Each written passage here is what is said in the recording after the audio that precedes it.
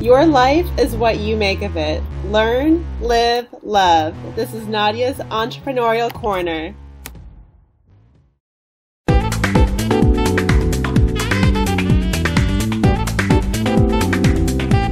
My name is Nadia Russo. I grew up in Western Maryland, a little town called Hagerstown that some of you might know, and probably most of you have no idea where that is. But I live now in Los Angeles, and I've been in LA for the last 12 years, and I had the honor of meeting Jordana through Instagram, of all places, which is why I tell people, I emphasize the importance of having an online presence because of the possibilities of really forging relationships that have the potential to make a big difference in the world, such as this project. So it's a big honor to be here.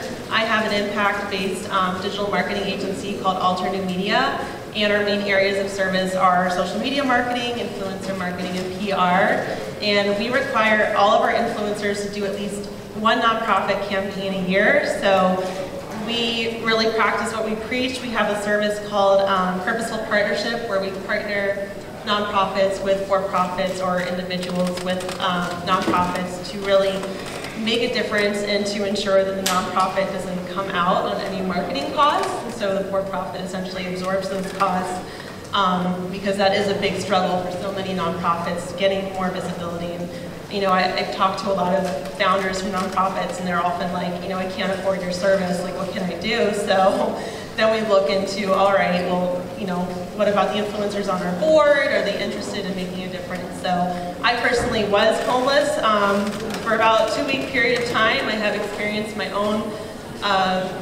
poverty. So, I mean, and I live in LA, one of the biggest cities for homelessness, and you really see it, like, walking around in New York, I see homeless people, but I don't see it at the level that I see it in LA, and that's why I'll go on the ground and create little events in Skid Row and organize people, and as well on Christmas Day I passed out packages to people in my neighborhood. So I think we all can do our part, and that's the big thrust of this initiative, so I'm super honored to be here. Thank you.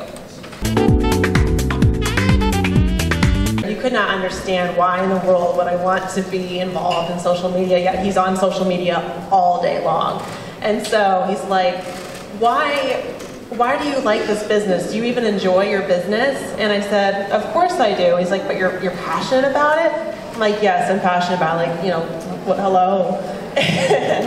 And he said, what's the banality of it? And you know, this is kind of like one of those things where he's trolling me now in my messages. But, you know, I went back and I tried to explain, kind of backpedaling to all of these different great things that have happened as a result of social media, which, you know, this project being one of them, getting messages in my inbox from aspiring entrepreneurs saying that my journey has inspired them to pursue whatever it is they're pursuing, being able to like post something and have someone across the world see it. So I think we really have a lot of power to make an impact with social media.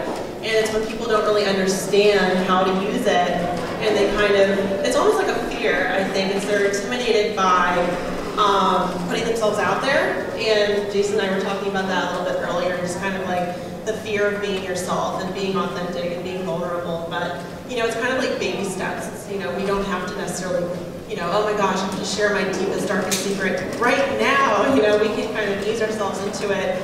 And as business owners, the potential to globalize what you're doing is now like next level. So, I mean, I never thought I would be able to call myself a global business, but we are. You know, we've impacted over 130 clients in just a year, all over the world. So it's a really exciting time that we're in. And I think anyone who's afraid of social media or has been thinking about, you know, I need to do something on Instagram or this or that, like, and if you're still scared, come talk to me after and I'll tell you why you shouldn't be.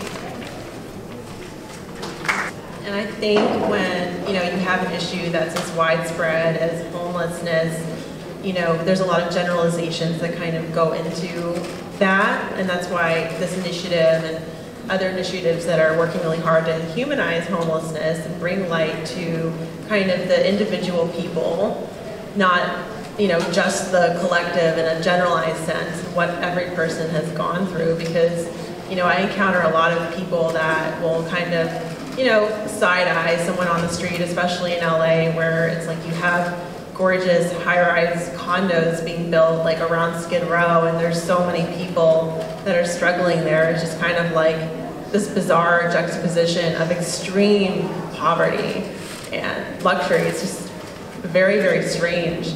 But similarly to how the initiative with Time's Up and Me Too has shed light on what it means to be oppressed as a woman, I think that we need to empower the homeless population as we, help them get re-entered into the workforce and get them aid and the help that they need to share their stories, so we can see that this is a multi-layered issue. Not every person who's homeless is suffering from mental illness or addicted to drugs. Not to say that people who have these problems should be treated any differently than anybody else.